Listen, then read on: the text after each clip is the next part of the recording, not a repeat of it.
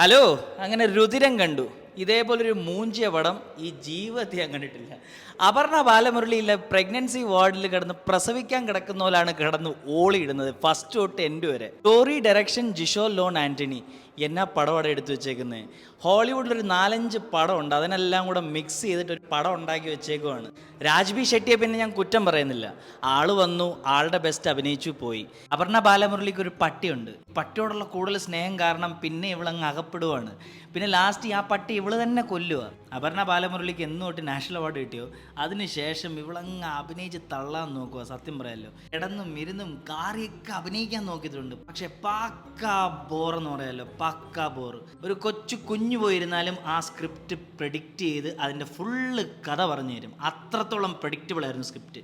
Mithun മോഹൻദനാണ് music ചെയ്തത്. ഗരുഡഗമന വൃഷഭവാഹന എന്നുള്ള പടത്തിലും music ഇതേ ആളാണ് ചെയ്തേക്കുന്നത്. റോഷാക്കിലും ആളാണ്. അപ്പോൾ